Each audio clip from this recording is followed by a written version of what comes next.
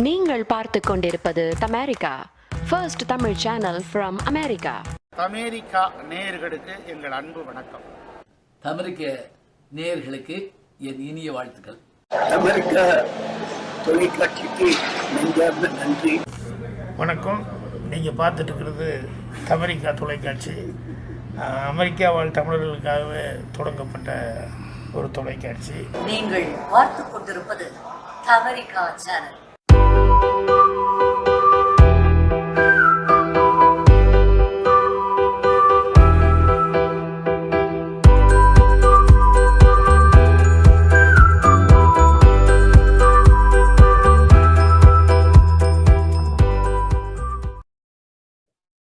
All right, let's get started.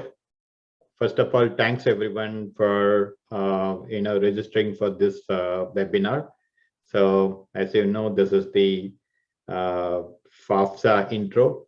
So the reason why we are doing FAFSA instead of doing from the beginning is the FAFSA form opened up yesterday, and there's a lot of questions going on. So we thought to catch up and get clarified with a lot of things, right? So actually I muted everyone. So the way we are going to conduct here is I'll be going over about FAFSA and the related stuff for about 20 to 30 minutes, and then I will open the session for 15 minutes for all the questions that are going to be needed. All right. Hope everyone can see my screen. All right, one sec.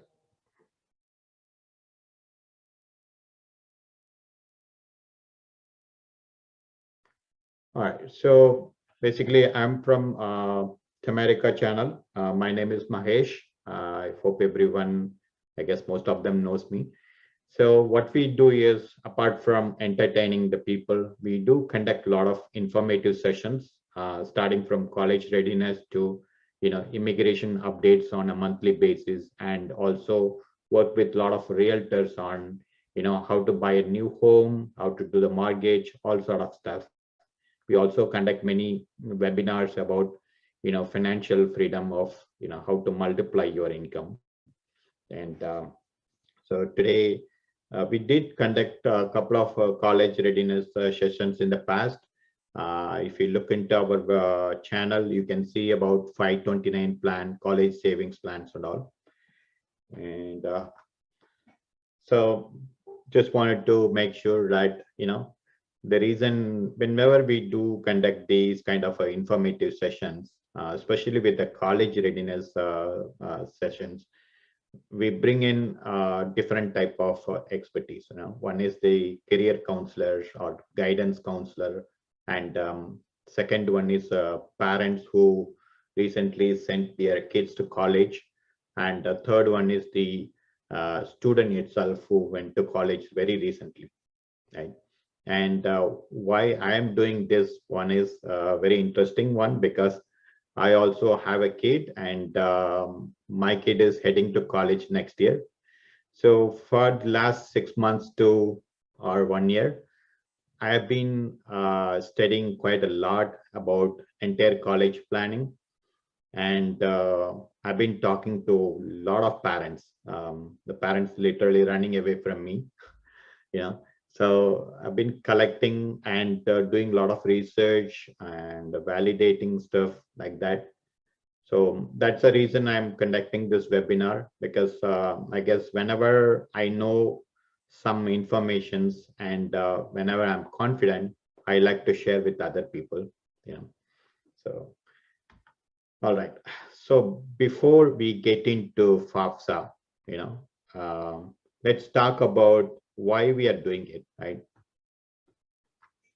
So today, everyone knows that in America, whenever we send our kids to school, we claim as a free, even though we pay school tax, when we have a home. But when we send for college, it's a skyrocketing price, and so this average price based on 2020, 2021. For the public colleges, it's $10,560, and the private colleges, $37,650. And that doesn't include any boarding or food or anything, just the tuition fees. And this is kind of average, like I've been to one of the college tours in a local community.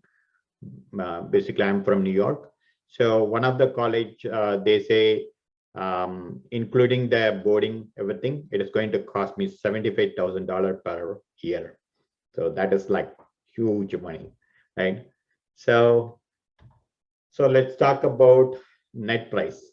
These are the terms you should know so that you can go back and dig in more information, right?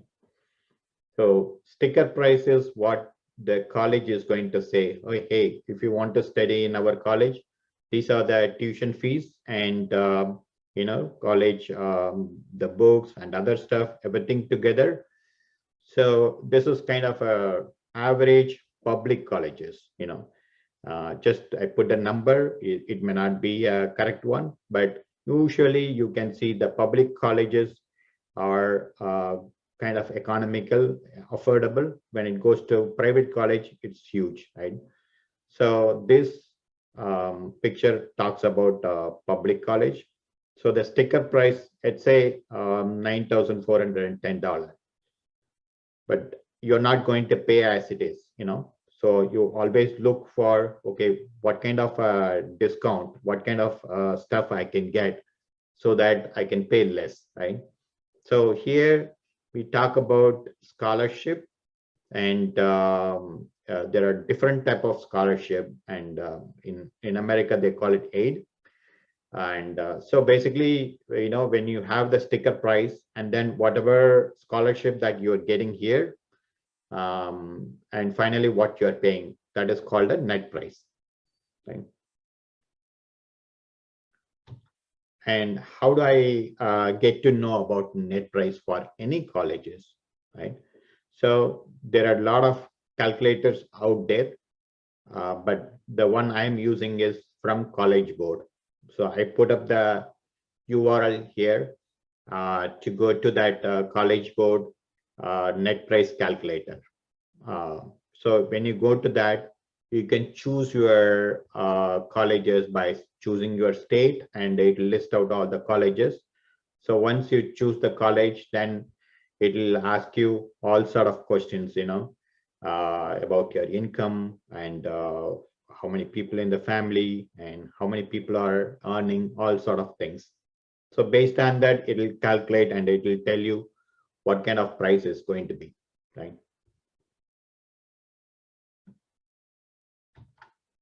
Okay, so as I said, there are a bunch of scholarship types out there, and the first one is a merit-based one, and that is where we put a lot of pressure to our kids, because they look for the GPA from the academic course, I mean from 9th grade to 12th, and then they look for the SAT or ACT test test merits, and also they look for all sort of curriculum activities, how they're doing it, and they also look for the AP classes, what kind of AP classes they chose, and how much how much they got from the AP classes, all sort of things. So that we can leave it to the our kids, based on their performance, it is going to come back. Now, the second one is a need-based scholarship. So need-based, it is like, how much we can get from others other than what we are going to pay for the college. Okay, so a lot of people think that, hey, we are all working, most of them working in the IT industry, and we have been in this country for such a long time, and over the period of time, my wife also started working, so we are double income. There is no way I will get the scholarship for need-based, right? But actually, that is not true. And that is why a lot of people, they are not applying for scholarship, which is totally wrong.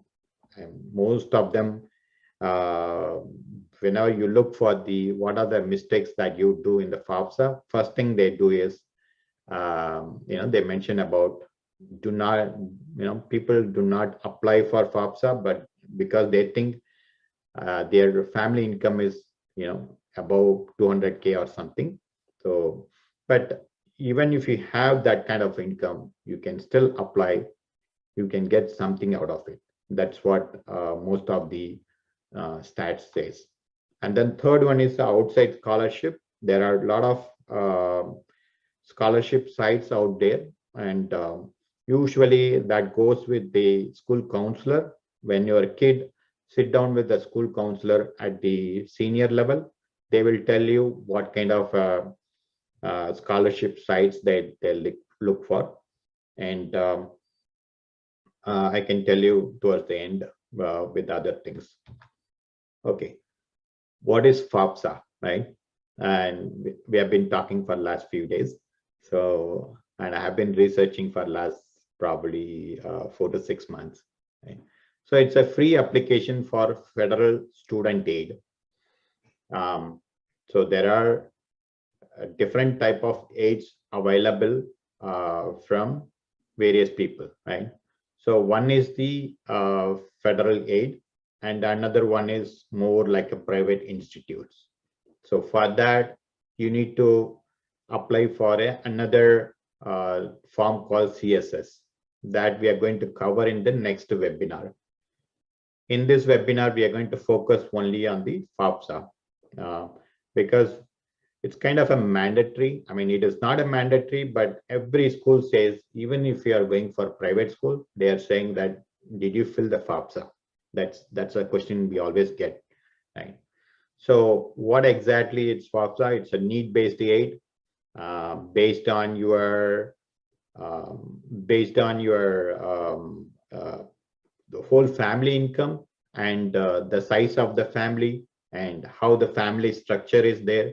All sort of things will calculate, and they will provide some kind of a scholarship and some kind of a student loan also, right? And definitely this one is not merit-based one. The merit-based one actually take care of by the college itself. And also there is another one called CSS. That is where you talk about merit scholarships. But here it is purely based on your family income, right? And what do you need? How do we get started? First thing is your kid has to register for FAFSA and get a FSA ID.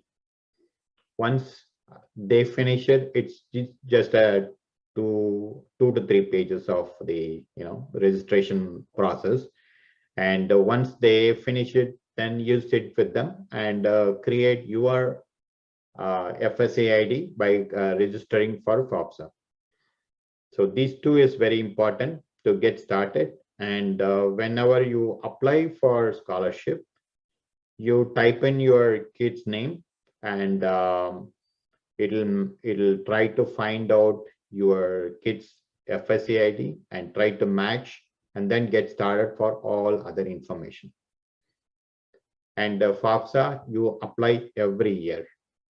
Like if a kid is going to go for 4 years of the college, you apply it every year, and that's kind of a normal one. Okay, so within the FAFSA, they have different type of aids.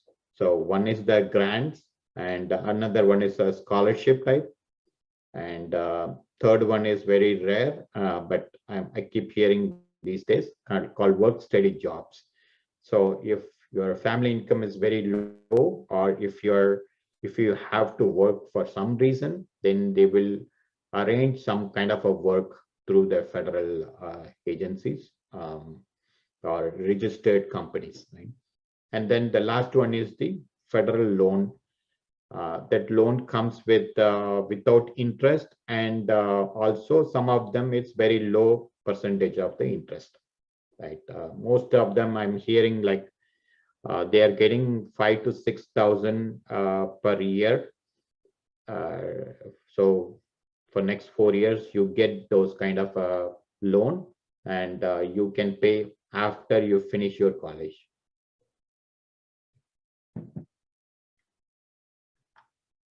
Okay.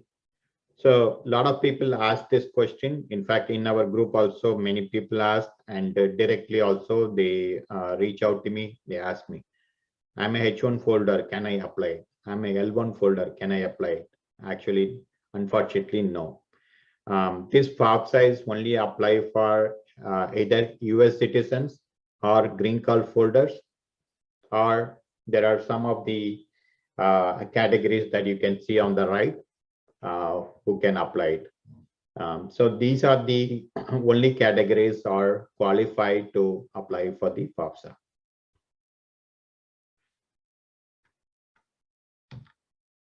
Okay, what do you need in order to maintain FAFSA? In order to key in all the information, it is actually I would say it's not a very difficult task if you have everything handy, like whatever you see in the checklist. Everything when you have handy, it takes only 21 minutes to finish this application. So it is very easy one, and you just need to have everything ready. So most of the time, your income details and your assets and how much you earned last year, all the tax returns, all these things. And from the student, actually they need just a social security number and driving license if they have it, and also if they worked last year, they need a federal income tax return. Okay. From your side, definitely your last year tax return and your bank statements. You don't need a bank statements. Actually, you just need to mention the total amount of what you have in your bank, like a checking account and savings account and any brokerage account. Altogether, how much you have it in your bank, and those kind of information you just need to keep it ready. And also you have to report any untaxed income records, anything that is not that's not taxed one. And last one is, if you have a business and investment records, yes, you have to report it. There are a few details that I can go over as we go through the slides. Okay, so in the FAFSA filling, what are things they are covering? What they are asking exactly is, there are 7 sections. I actually myself finished in the morning. I have only few questions related to my financial statements. So I reached out to my CPA to get clarified, but otherwise that was quite easy one and a very good experience. So basically this FAFSA form supposed to be applicable by student, but we always as a parent we take it further. So we sit together and go over the details. So for the first 2 sections, the student demographics, like in which state the student is living and where the school is, what type of student arrangement, in the sense like is the kid is living with their parent, is it a single parent, all sort of questions that they ask for it, and to understand the need for the student financial structure, as well as any other information that they can collect. And the second one is your school selection. So here is you have to be careful, in the sense like you can choose up to 10 colleges. So you make a note of it. I mean, not many people go more than 10 colleges, but sometime when you're in dilemma, you don't know what colleges you're going to choose, then you will be adding a lot of things. Like in my kid whiteboard, I see about 13 colleges. So filtering from 13 to 10 is kind of picky, but we have to do that. So you have to make sure you can, you have to limit yourself up to 10 colleges. But to start with, you just need one college, to continue on this application, because without college integration, you cannot go further. So you have to choose at least one college, and then you can go to the section 3. So section 3, again, it will ask for the dependency status of the student. If the student has some family, or if the student is living with somebody, all sort of things. I think that is for the grown-up kids, as they get older. Now, from section 4, it is our primary area. So from section 4, they talk about a lot of things about for each parent, what kind of what kind of income they're doing it, and where they're living, all sort of things. And in section 5, it will ask for your last year tax return details. Actually, the best thing here is there is a tool that they created very recently. So what they are doing is actually they're connecting with the federal system. So once you integrate with that tool called IRS retrieval tool, so once you get that, get this done, then you can actually leave it to them, because they are actually retrieving all the information from there and updating it here. So majority of the information that they're looking for in the parent financial section, it is actually retrieved from the IRS tool, which is really helpful. Other than that, it is asking for individual parent income of current year, each parent total income, and also the current asset information, like checking account, savings, brokerage, anything that you have it as a cash. And third one is non-asset types. What are things you can report as a non-asset? The section 6 is again student financials. So that section is, it's pretty easy when you start now, because not many people, many students go for work. Probably they have done some kind of an intern job, and they got W-2 form last year. So, or if they started a bank account, and if they have something on their account, yes, please report it. And so bottom line is, you have to be very careful here, in the sense like, see, FAFSA is just a form. You're filling all the information, they're collecting everything, but then there are a lot of things they might check it, and any inaccuracy of this form, it is going to, as per FAFSA, they're saying that there will be a 5-year prison for student and the parent, and also $20,000 penalty. So we don't want to go into that route at all. So you just need to be very careful about, entering your information in the parent financials and student financials. And lot of people I talk to, and lot of the videos that I listen to, they say like how you can minimize,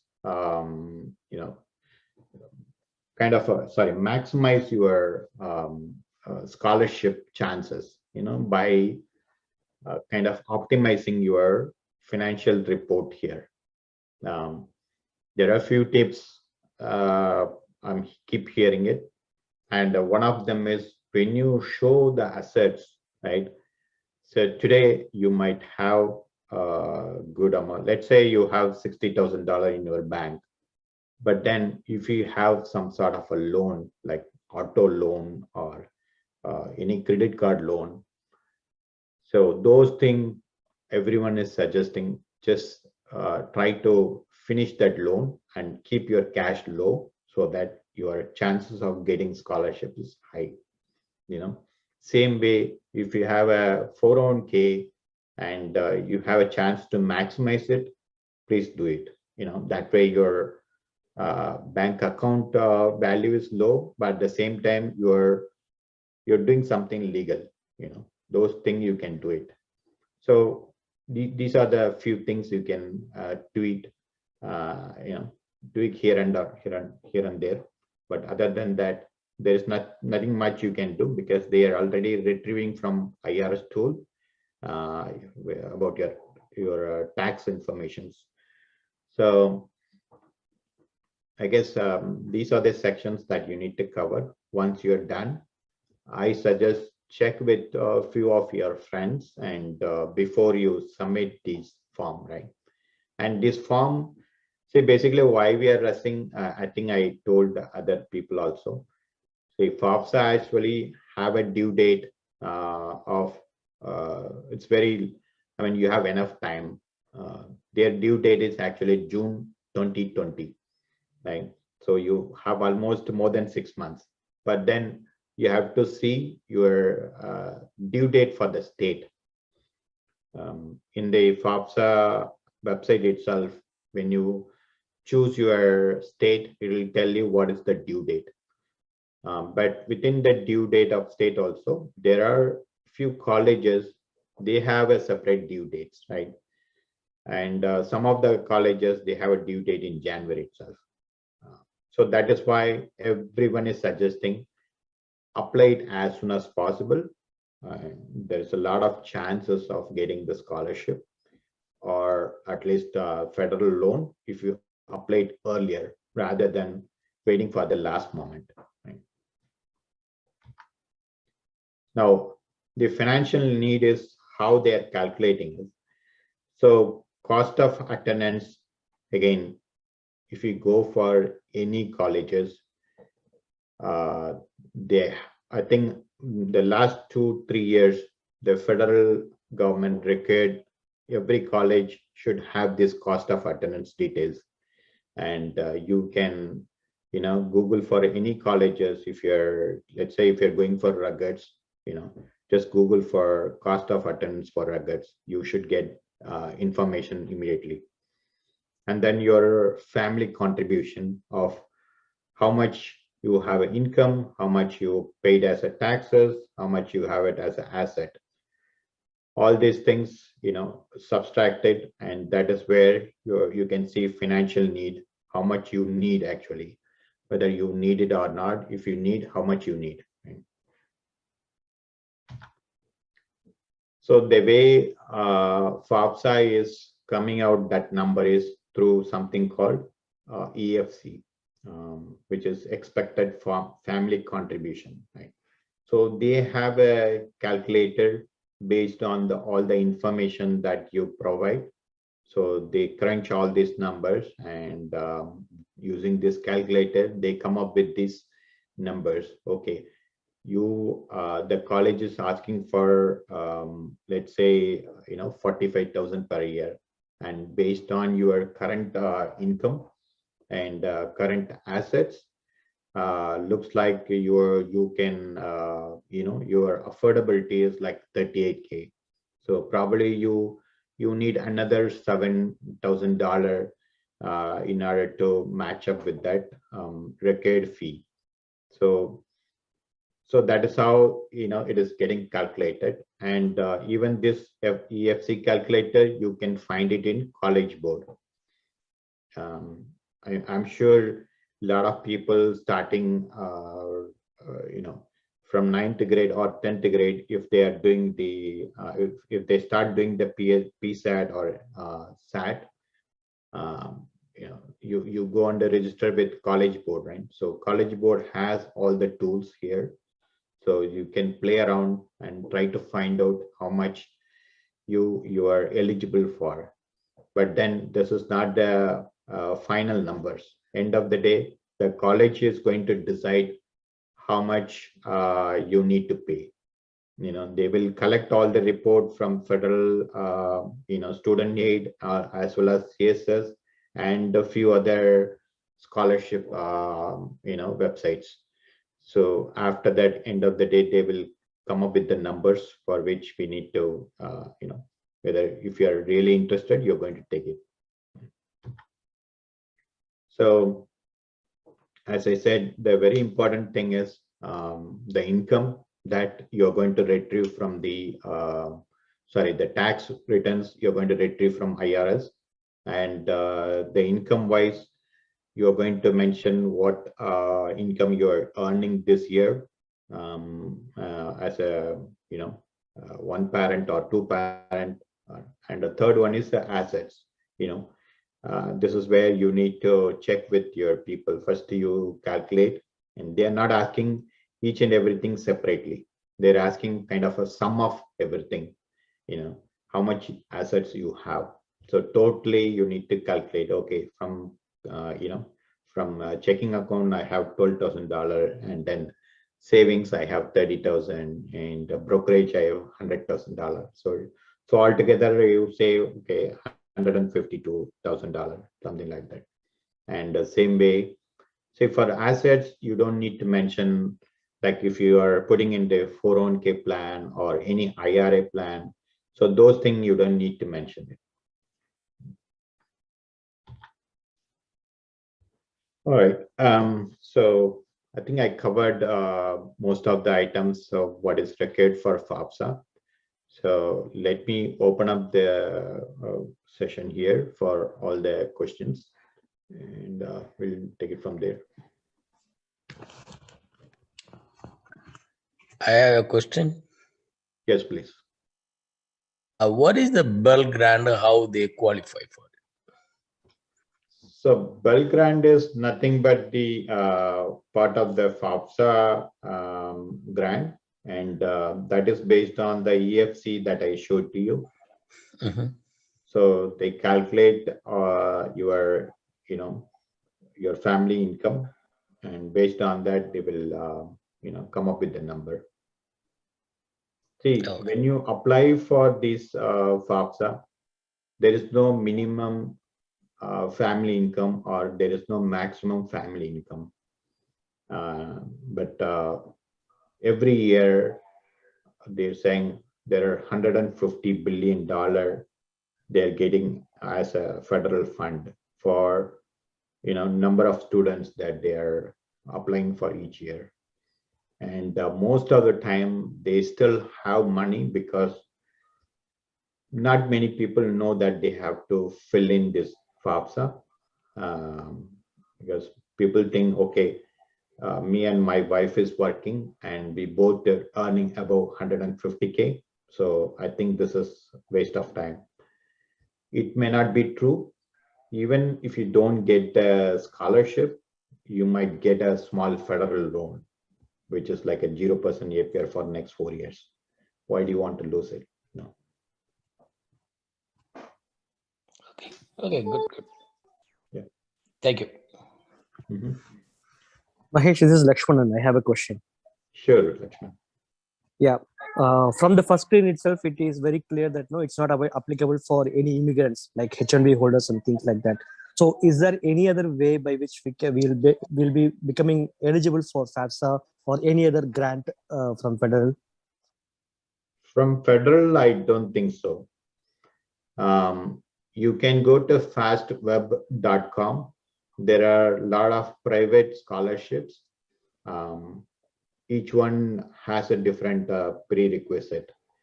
So I'm still learning about other things, but from FAFSA, there is no way you can apply for it. Okay. Thanks, Mahesh. Yeah, you're welcome.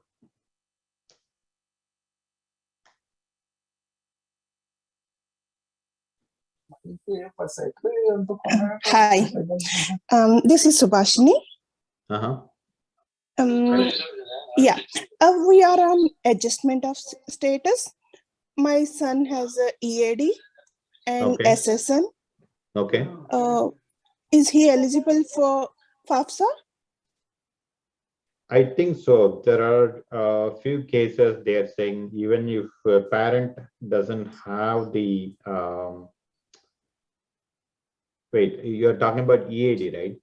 EAD, not green card. We are in an adjustment of status, not Yeah. yet get the Okay. GC. Mhm. Okay. I'm not sure about it. The best way you can do is call the support number from FAFSA and identify, find out what is the thing they can do. Okay, thank you. I mean, they are reachable. They are kind of pretty busy with a lot of people applying for it. But then I was able to get hold of them even yesterday also. Yeah. Okay. Thank you. Yeah, Mahesh, I can add one more thing to that. Yeah, Puvi. Yeah. Yes, I think when we apply for completing the FAFSA form, normally the question, one of them is, are you US citizen? Normally, when you say no, then I think still you can submit, right? Then normally what they're saying is you can contact the college's financial aid, specific college's financial aid department, and we can see that what kind of financial aid is possibly available for them if they are non-citizens. Oh yes, that is a good point, Puvi. Actually, so that's the one thing you can approach always the college's financial aid office. So they should provide list of aids are available for you. But still, we are applying. You're applying for FAFSA, but you are answering that I'm not eligible non-citizen or something like. There is an option is there. I remember that. That's true. I mean, end of the day, college is the one going to decide how much they can give. Yeah, that's correct. Yeah. Hey, hi. This is Dinesh. Hi, Dinesh. I have questions on that federal loan. Is there any limit how they calculate how much loan we can apply for? No, actually, it is not in our hands. They calculate based on the all the net price, sticker price, and then about your income. So based on that, they come up with the numbers. See, most of the time, you get more on the merit scholarship, which is arranged by the colleges. These need-based scholarship from FAFSA, it is not major one, but then it's something better than nothing. Thank you.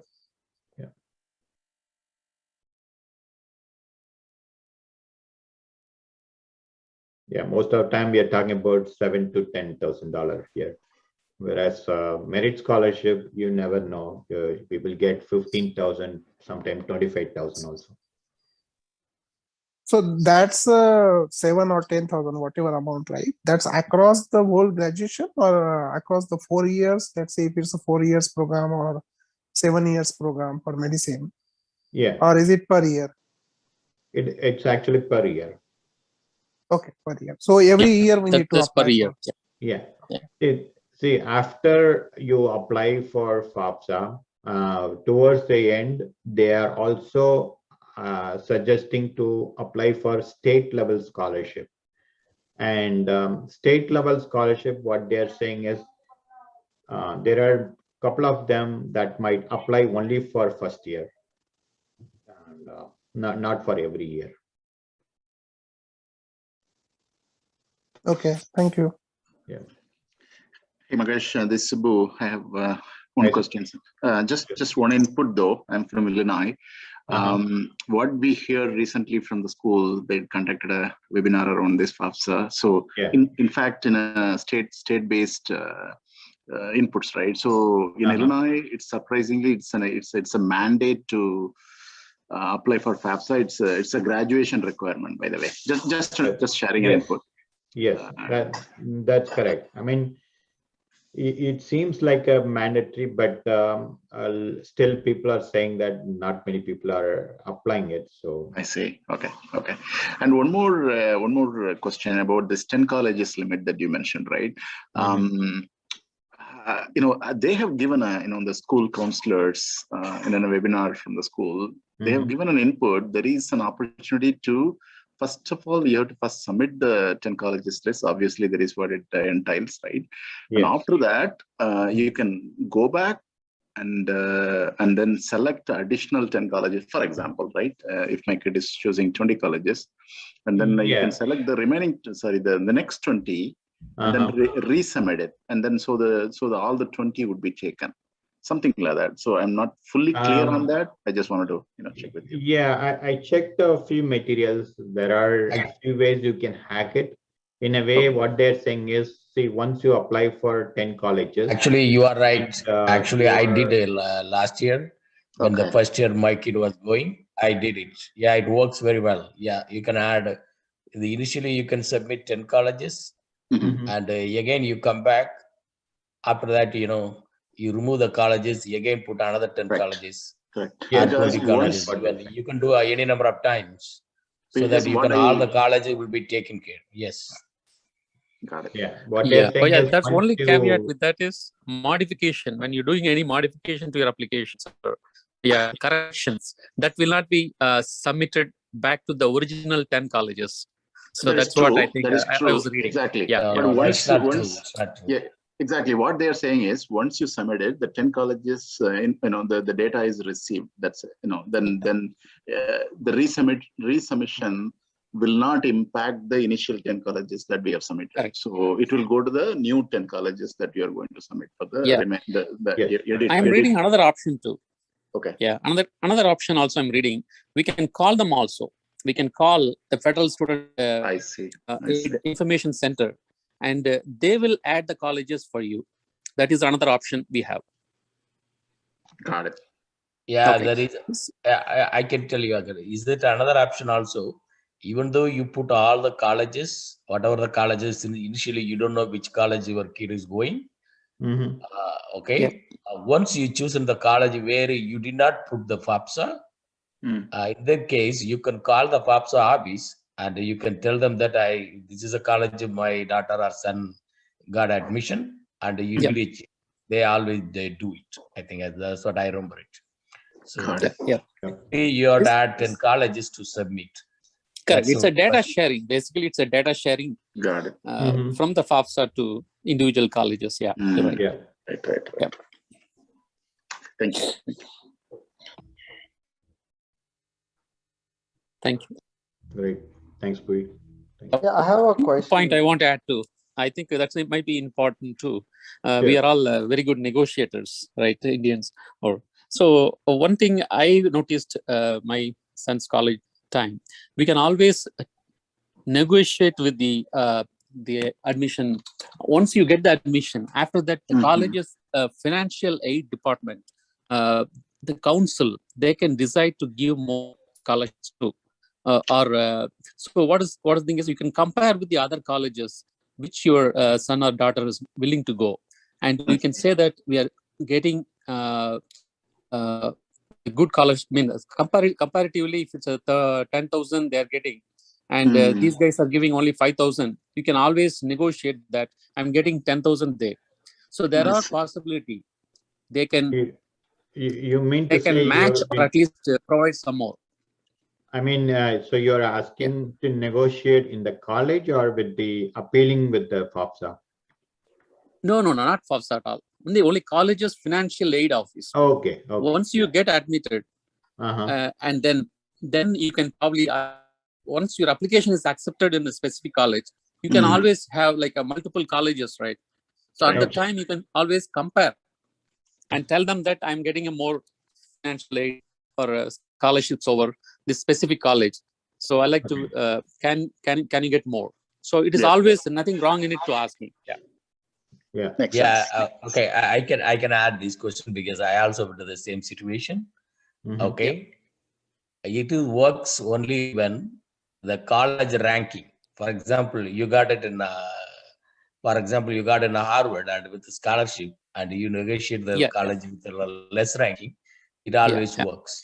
Exactly. Okay? Yeah, I agree with you. If it is a reverse, it doesn't work. Doesn't work. Yeah.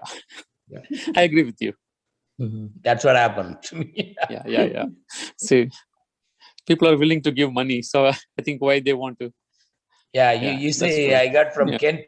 For example, we are living in Cleveland. I got a Kent. Yeah. And you got a admission in Michigan. And you say that I got a Kent. They are giving you a full ride. Can you give it? They are not going to give you. They're not going to give. So okay. So if you get it in a Harvard, they will consider it. So there is a difference always. So exactly. So you are not going to send your kid, even though you are if you get a better college, they know it. You are not going to send your kid to the Kent. You will send to anyway the Harvard or Michigan, whatever the money you are going to spend. They know very well because this is the they kind of get all kind of this calls like these because they know a lot of experience. But a similar ranking college, I agree totally. Yes, so that's where they can come into picture. Yeah, these things. Yeah. Good. It's a very good point. Yeah. Thank you. Thank you, guys. Any other questions? Yeah, it is very good talk, and I'm just leaving now. I'm looking forward to the private scholarship or something for next meeting. Thank you. Yes, we're going to set up the next webinar. We'll be talking about CSS, which is more like a non-federal scholarship types. And we can talk about that during that webinar. Thank you. Yeah, thank you. It's very informative, Mahesh. Thank you very much. Yeah, it's really nice, Mahesh. It's nicely put together, all together well. Exactly. Thanks, Mahesh. Yeah. And thanks, the everyone. idea is to, whatever we know, we can share, and it's going to help each other. Yeah. Thank you. Yeah. Thank you. All right, then. Thank you so much, and we'll see you in the next webinar then. Yep. Thanks. Good night. Great. Thank you. Thank you. Good night. Good night. Thank you.